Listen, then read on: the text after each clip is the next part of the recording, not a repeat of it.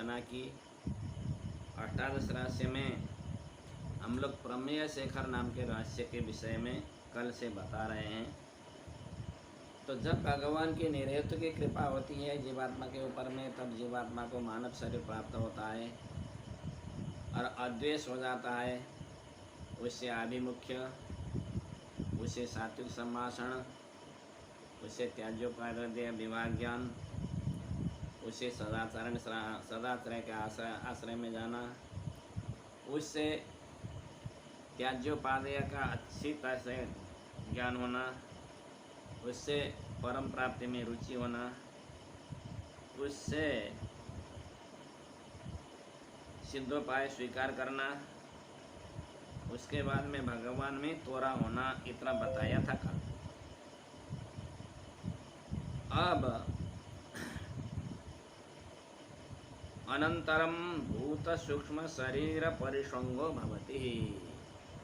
अब यहाँ से क्या होता है तो बताते ना, इस शरीर का जब संसार में रहते समय संसार के विषय में अनासक्त होता हुआ भगवान के श्री चरणारविंद में आसक्ति होकर के भगवान के ही भरोसे रह करके जीवात्मा बढ़ जाता है, तब ऐसे ही कालक्षेप चलता रहेगा। अब हमको नया कुछ वस्तु अर्जन करना नहीं है। हमारे स्वामी जी, हमारे गुरु जी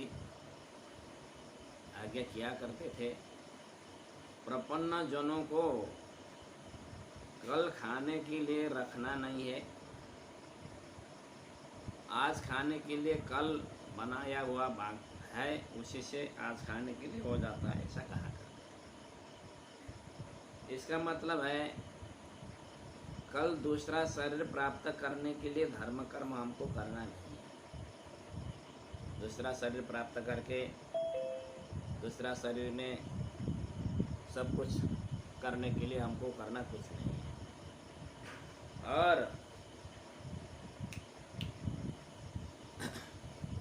आज के लिए पहले जन्म में अर्जन किया गया जो विषय है, हम लोगों ने जो पहले जन्म में अर्जन किया है, प्रारब्ध बन करके आया हुआ है, उसी को जी जी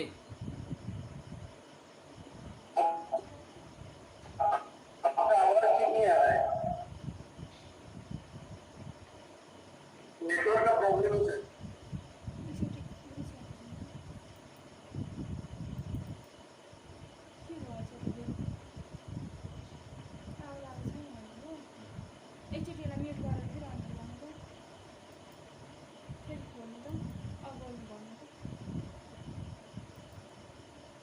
अभी आ रहा है।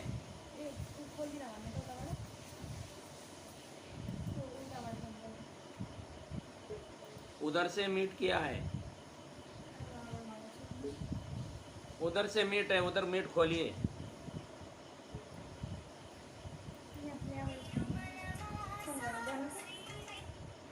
उधर से मीट कुआ हुआ है, उसको खोल दीजिए ना।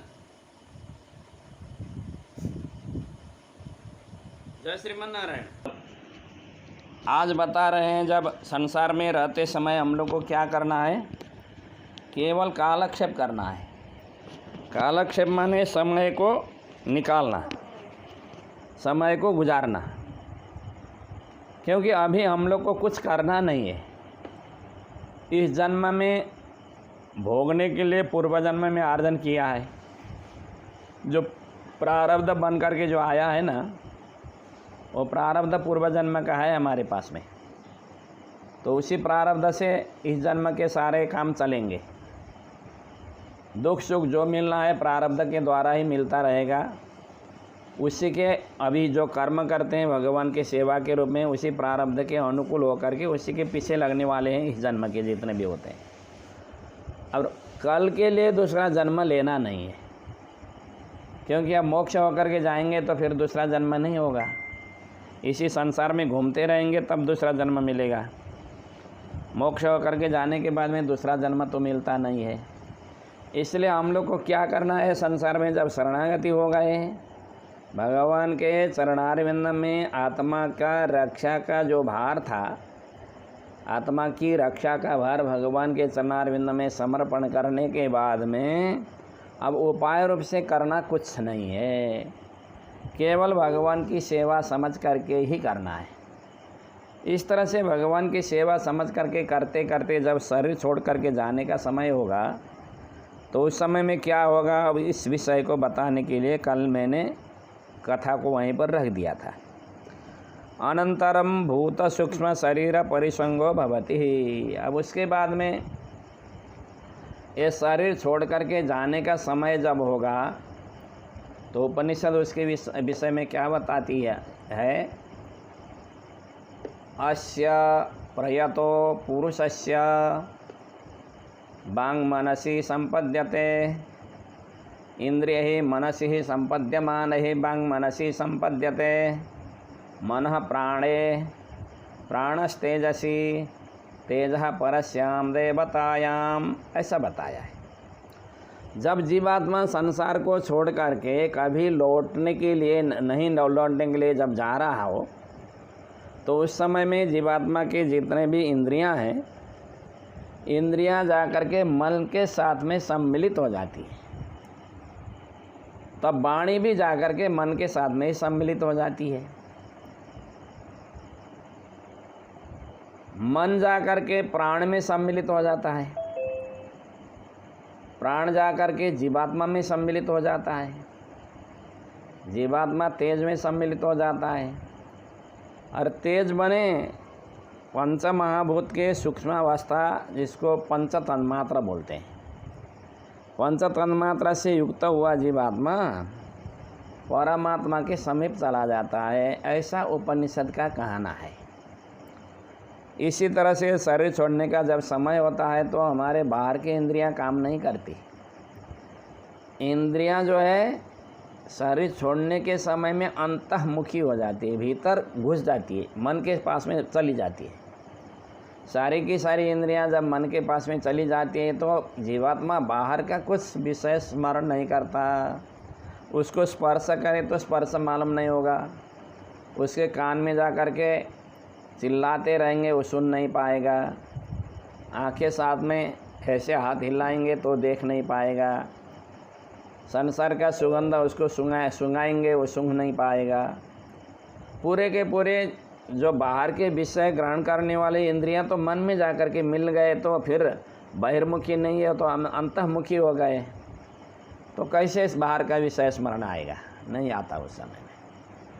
तो जीवात्मा जो है भूत सूक्ष्म 5 इंद्रियों को साथ में 11 इंद्रियों को साथ में लेकर के पंच तन्मात्रा से बना हुआ जो सूक्ष्म शरीर है उसको साथ लेकर के जीवात्मा जाता है। इस तरह से परमात्मा के समीप में जाने के लिए जीवात्मा उद्यत होता है। तो जाता कैसे, उसके बारे में भी उपनिषद बताती है। सतम चैका च हृदयस्य नाड्यः तासां मूर्धानम् अभिनिश्रितैकाः तयोर्धमायन् अमृतत्वमेते विश्वं अन्या उत्क्रमणे भवन्ति, ऐसी इस तरह से बताती है। हमारे हृदय में 101 नाड़ियाँ हैं और रक्त प्रवाहिका नाड़ियाँ जो स्थूल नाड़ियाँ हैं 101 है, और एक एक नाड़ी के पास में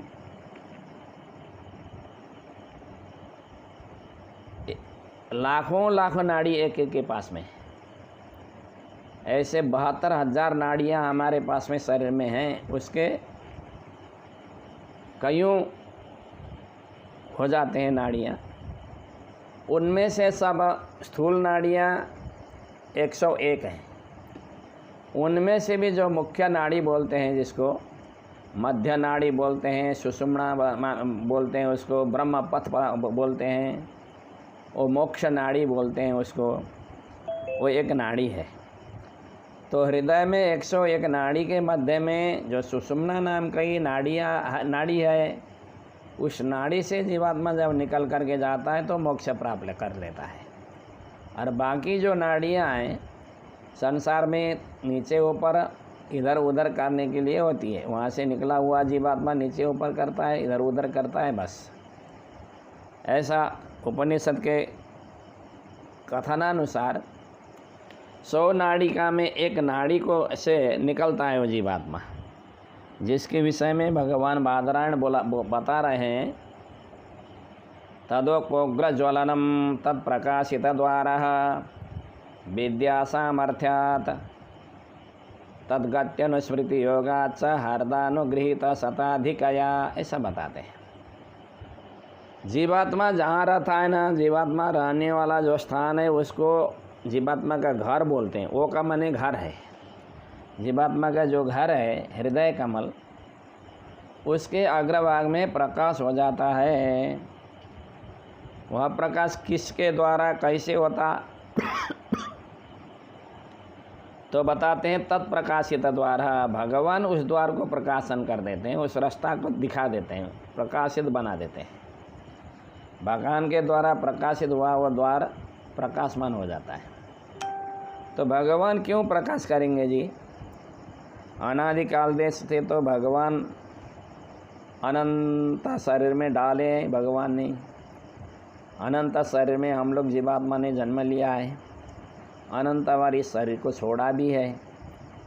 तो पहले भगवान ने प्रकाश नहीं किया, अब क्यों प्रकाश कर रहे हैं? शंका हो सकती है। तो उस शंका के उत्तर में बता रहे हैं भगवान बादरायण, भगवान वेदव्यास जी, विद्या सामर्थ्यात्। पहले उसने ब्रह्म विद्या का अनुसंधान नहीं किया था, यानी जिस विद्या से मोक्ष होती है, मोक्ष प्राप्त होता है, मुक्ति होती है, उस विद्या को पहले प्राप्त नहीं किया था। अब उसने विद्या प्राप्ति किया है विद्या के सामर्थ्य से, और उसके बाद में अर्चिरादि मार्ग का भी अनुसंधान किया है। तत्शेष गति स्मृति अनुयोगाच। भगवान के उपासना का अंग जो है अर्चिरादि मार्ग का चिंतन है। भगवान के आराधना करते रहिए, साथ साथ में अर्चिरादि मार्ग का चिंतन भी करते रहिए, क्योंकि हम लोग को कहीं जाना है तो रास्ता का ज्ञान नहीं होता होगा तो हम लोग सही जगह में नहीं पहुंच पाते। सही जगह में पहुंचने के लिए रास्ता का ज्ञान होना ज़रूरी है। जैसे मान लीजिए सोलापुर से आप लोग निकले, जाना था आपको बम्बई, लेकिन ट्रेन पकड़ लिया हैदराबाद का, तो क्या आप बम्बई पहुंचेंगे? जाना बम्बई है, रास्ता में क्या क्या आता है, हैदराबाद के रास्ता में क्या करके, हैदराबाद के रास्ता के जो मार्ग चिन्ह है उसको आप ढूंढेंगे तो क्या आप बम्बई पहुंचेंगे? नहीं पहुंचेंगे ना। जिधर जाना है, कौन सा स्टेशन आता है, किस स्टेशन के बाद में किस स्टेशन आता है, कौन से जंक्शन है, कहाँ कहाँ जाते हुए ट्रेन बम्बई पहुंचती है, वो तो ज्ञान होना पड़ेगा ना, तभी हम लोग बम्बई पहुंच पाएंगे। नहीं तो जाते जाते बीच में ही उतर गए तो फिर तो नहीं पहुंच पाएंगे। इसलिए रास्ता का ज्ञान होना ज़रूरी होता है। किस स्टेशन के बाद में, किस जंक्शन के बाद में बम्बई आएगा, ये तो हम लोग को जानना पड़ेगा पहले ही। इसी तरह से हम लोग मोक्ष होकर के जाने वाले हैं, तो मोक्ष होकर के जाएंगे तो किस रास्ता से जाएंगे? मोक्ष होकर के जाने का रास्ता कौन है, वो रास्ता का ज्ञान तो होना पड़ेगा ना। मोक्ष होकर के जाने वाला जो रास्ता है, जिस रास्ता से हम मोक्ष होकर के जाएंगे, उस रास्ता को ही अर्चिरादि मार्ग बोलते हैं। तो भगवान के उपासना का अंग है अर्चिरादि मार्ग का चिंतन। तत्शेष गति स्मृति अनुयोगाच। उपासना का अंगभूत जो अर्चिरादि गति चिंतन है, अर्चिरादि मार्ग का चिंतन है, वो होने से हृदय में रहने वाले जो भगवान है वो प्रसन्न हो गए, और प्रसन्न होकर के हृदय में रहने वाले भगवान ने प्रकाश कर दिया, तो फिर जीवात्मा सुषुम्ना नाड़ी के मार्ग से निकल जाता है।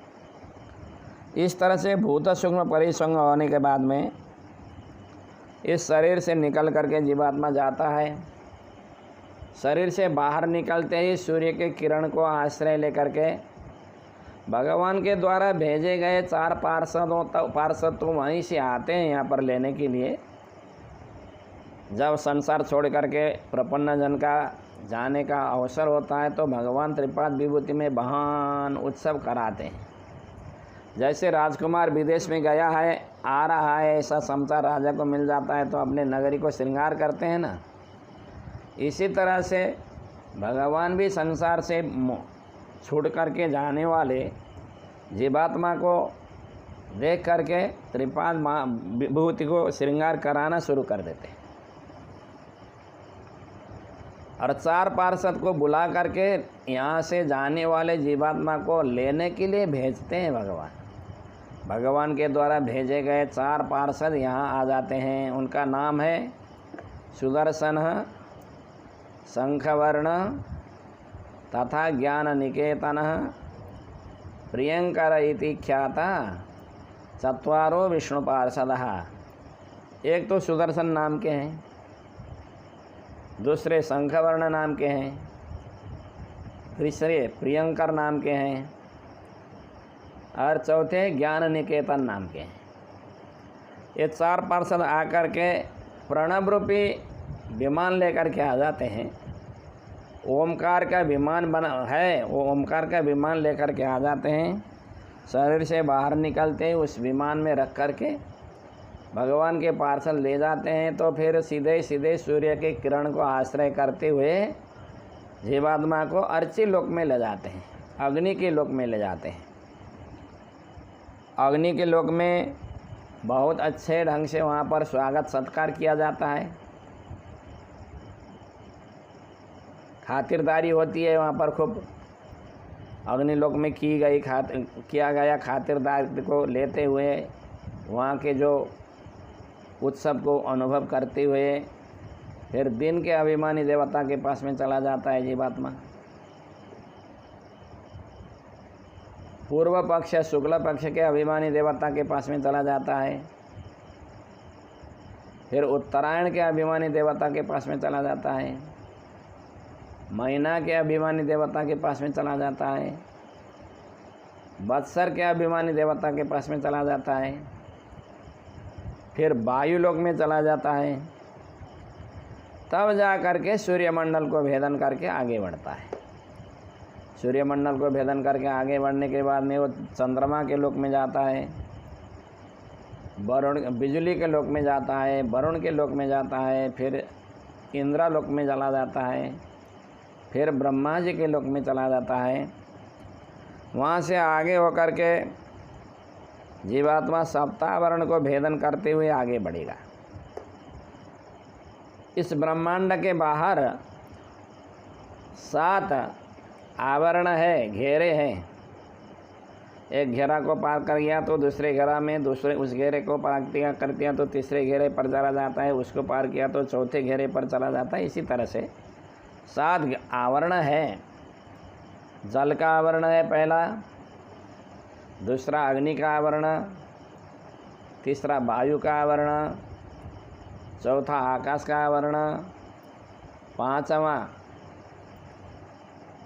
अहंकार का आवरण, 6वां महतत्व का आवरण, 7वां प्रकृति का आवरण।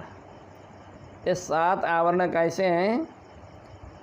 एक से दूसरा 10 गुना ज़्यादा है उसका हिसाब। ब्रह्मांड के आवरण से 10 गुना ज़्यादा जल का आवरण है। जल से 10 गुना बढ़ता तेज का आवरण है। तेज से 10 गुना बढ़ता वायु का आवरण है। वायु से 10 गुना बढ़ता फिर आकाश का है। आकाश से 10 गुना ज़्यादा अहंकार का है। उससे 10 गुना ज़्यादा महातत्व का है। उससे अनंत परिणाम में प्रकृति का आवरण है। इस तरह से सूक्ष्म शरीर में प्रवेश होकर के शरीर से निकल करके जीवात्मा सप्तावरण को भेदन करते हुए विरजा नदी के किनार पर पहुंच जाता है।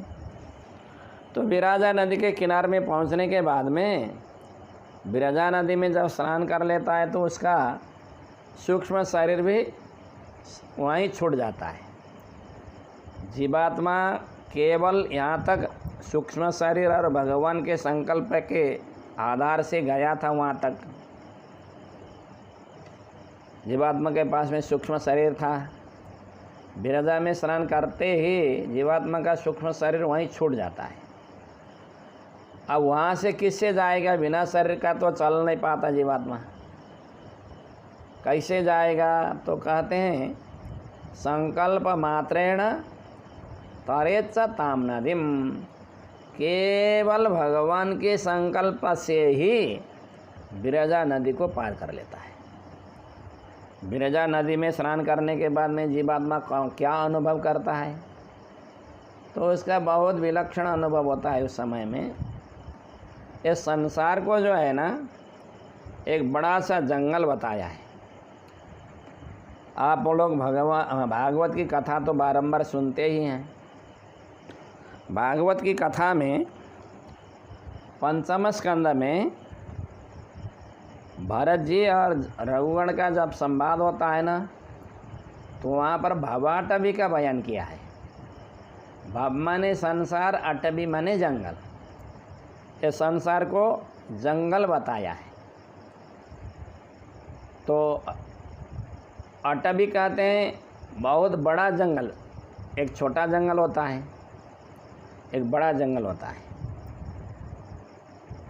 पहले से ही जहाँ बस्ती बैठा नहीं है और कोई आदमी प्रवेश भी नहीं किया है, बड़े बड़े पेड़ लगे होते हैं, बड़े बड़ी लताएं लगी होती है और चलने के लिए अगम्य रास्ता होता है।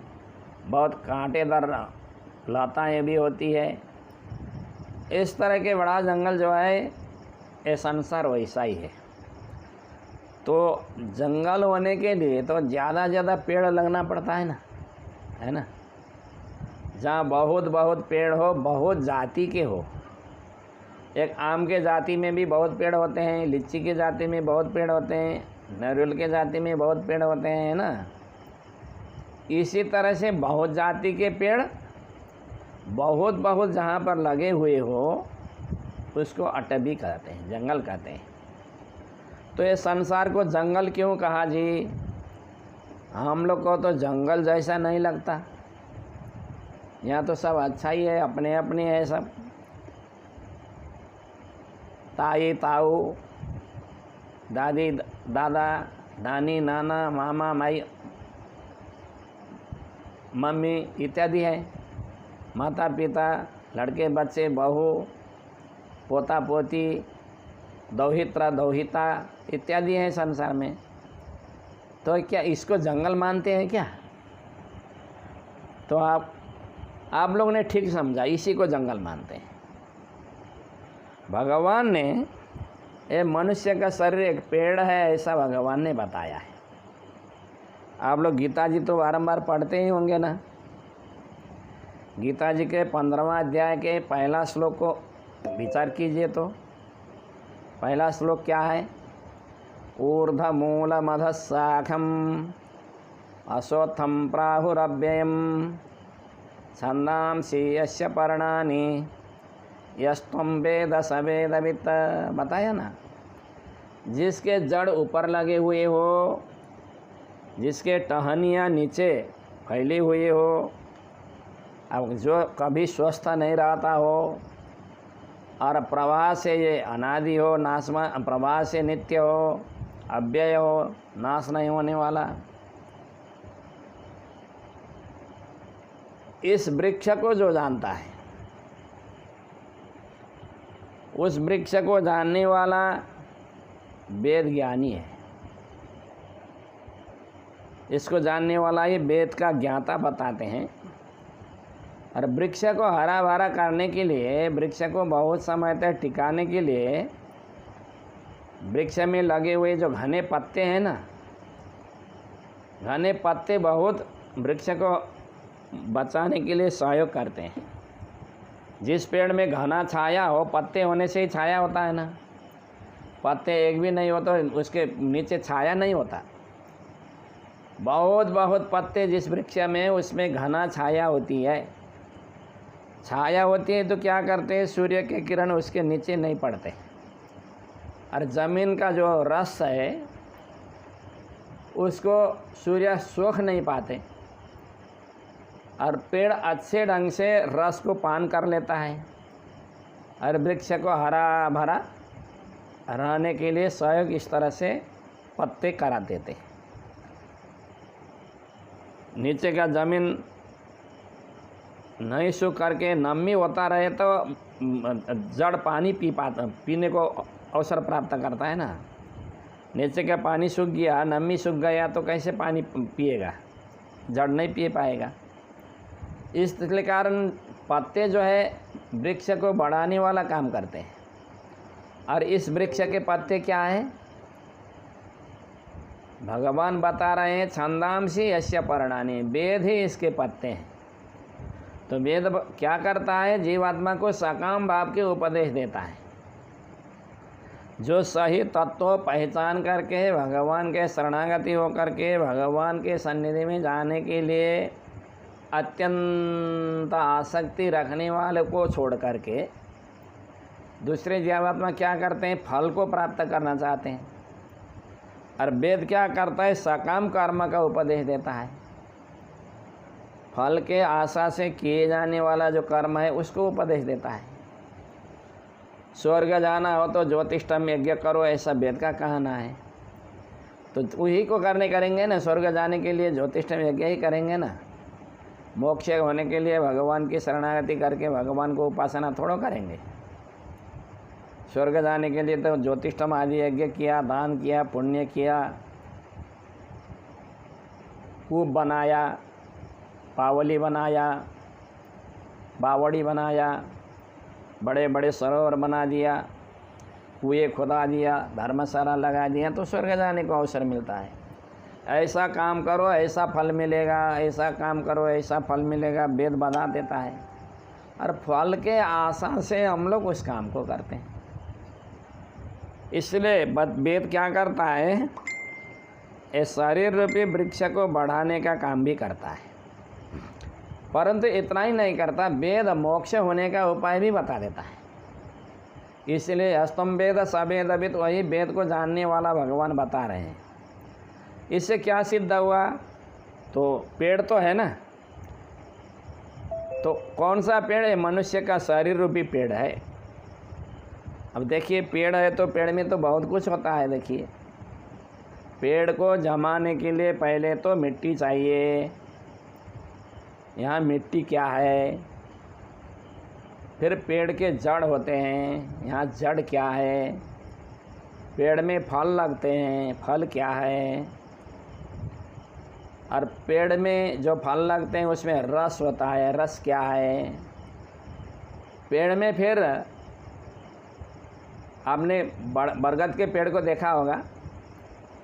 बरगद के पेड़ से पहले जो छोटे छोटे तनी आते हैं ना, ऊपर से छोटे छोटे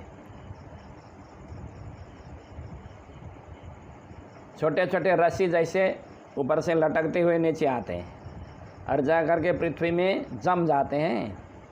और जमने के बाद में वही जड़ बन जाते हैं, फिर दूसरे तन्नी आने शुरू कर देते हैं, है ना। तो वो तन्नी को क्या बोलते हैं? इसमें भी तन्नी होना जरूरी है। और बरगद के माने किसी पेड़ में उसके छिलके होते हैं, उसकी अवस्थाएं होती है, उसमें फिर शाखाएं, टहनियाँ होती है, बड़े बड़े शाखाएं होते हैं, और उसमें छिद्र भी होते हैं पेड़ में। और पेड़ में पत्ते भी लगे होते हैं ना। तो मनुष्य के शरीर को ही यदि पेड़ मान लिया तो ये कहाँ है जी? इस किस मिट्टी में बोया है इसको? इसके जड़ क्या है? यहाँ फल कहाँ लग रहा है? और रस कहाँ प्राप्त हो रहा है? तन्नियाँ कहाँ फैल रही है? इसकी अवस्था कैसे है? और इसके रस माने धातुएँ क्या है? वो छिलके। और इसके विटम माने टहनियाँ कहाँ है? और इसमें पेड़ में तो छिद्र होते हैं, तो इसमें भी छिद्र होना ज़रूरी है। वो क्या है? पेड़ में पत्ते होते हैं, तो इसमें भी पत्ते होना ज़रूरी है। क्या है? तो इस विषय को महाराज परीक्षित को उपदेश देते हुए भगवान सुखदेव जी श्रीमद् भागवत के 10वें स्कंद के 2 अध्याय में बताते हैं। एकायनोऽसौ द्विफलस्त्रिमूला चतुरस पंचविधः षडात्मा सप्तत्वगष्टविटपो नवाक्षो दशच्छदि द्विखदोह्यादिवृक्ष, ऐसा बताते हैं। इसका आयन माने आधार क्या है? प्रकृति। प्रकृति के आधार भगवान होने के कारण इस शरीर रूपी वृक्ष के आधार भगवान है, अथवा प्रकृति के अंतर्यामी भगवान है। प्रकृति में इसको बोया गया है। प्रकृति से उत्पत्ति होता है ना मनुष्य का शरीर, इसके लिए इसका आधार प्रकृति है। इसमें 2 फल लगते हैं इस शरीर रूपी वृक्ष में। द्विफला कहा है। 2 फल क्या? एक सुख फलता है यहाँ पर, एक दुख फलता है। मनुष्य के शरीर से दुख सुख का अनुभव होता है ना। यदि नहीं है तो आप लोग नहीं है बोल दीजिएगा। तो मनुष्य के शरीर में दुख सुख होते हैं, इसलिए 2 फल लग रहे हैं इसमें। इसके जड़ 3 हैं। त्रिमूला, मूल माने जड़। सत्व राजा तामा, ये 3 गुण जो है ना इसके जड़ है। 4 तरह का इसमें रस है। 4 तरह का रस माने 4 पुरुषार्थ है ना, धर्म अर्थ काम मोक्ष, जो आप लोग पहले सुन करके आए। पुरुषार्थ भी 4 है, पुरुषार्थ स्वरूप कह करके मैंने इस सूत्र के आगे बताया था। पुरुषार्थ में 5 बताया, एक धर्म, एक अर्थ, एक काम, एक कैवल्य अनुभव, एक भगवत अनुभव बोल करके वहाँ पर 4 बताया। कैवल्य मोक्ष और मोक्ष ही है, एक ही के 2 हिस्से हैं, 2 तरह के हैं, इसलिए 4 ही हो जाते हैं। ये 4 पुरुषार्थ है, इसके रस है। अब जो तन्नियाँ आती है ना वृक्ष के नीचे, वो तन्नियाँ के 5 पंच तन्मात्र इसके तन्नियाँ हैं। उसको शिफा कहते हैं, जटा कहते हैं, जटा। बरगद के पेड़ में जटा लगता है ना, उसको जटा बोलते हैं, तन्नी बोलते हैं। पंच शिफा 5 जटे हैं इसके, पंच तन्मात्रा। इसके 6 अवस्थाएं हैं। 10 महीना माता जी के गर्भ में बैठता है शरीर, उसको अस्थि बोलते हैं, है बोलते हैं। फिर जन्म लेता है, जन्म ले लिया, दूसरा अवस्था में आ गया। जन्म लेने के बाद में परिणाम होना शुरू हो जाता है, बदलना शुरू हो जाता है, बदलता है। बदलने के बाद में बढ़ जाता है। अस्थि जायते परिणामते विवर्धते, बढ़ता है। जौन बढ़ता है वो घटता भी है।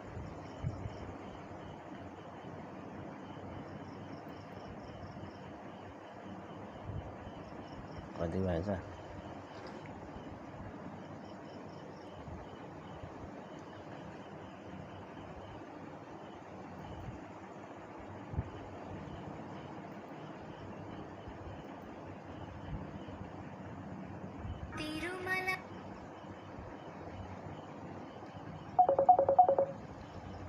जय श्रीमन नारायण।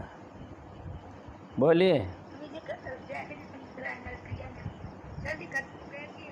नहीं, वो थोड़ा बीच में वो हो गया था ना, गड़बड़ी हो गया था ना।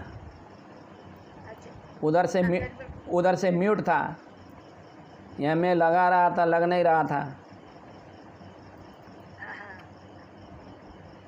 अब वहाँ से आगे बता। हाँ,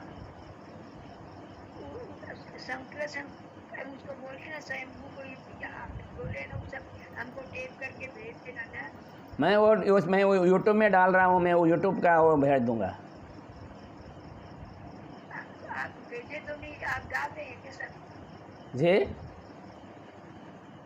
आप रोज दिन का डाल रहे हैं क्या यूट्यूब में? हाँ, हमको पूरे नहीं समझी। मैं आपको यूट्यूब का लिंक भेज दूँगा ना, तो जितने भी मेरा प्रवचन है वो सब आपको देखने को मिलेगा। अच्छा, तब तो बहुत ही आपको तो फोटो क्या कहिए आपको ठीक है, मैं आपको यूट्यूब भेज दूंगा। इतना सुनने मिल जाता है आपसे तो कितना अच्छा स्वामी जी। और सब ठीक है स्वामी जी। ठीक है। ए जिज्ञासा, ठीक है, जय श्रीमन्नारायण। जय श्रीमन्नारायण। जिज्ञासा, ओए जिज्ञासा,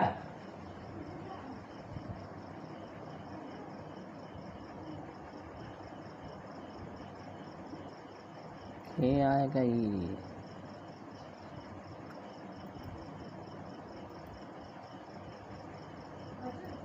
ये यार आउँदैन त के हो।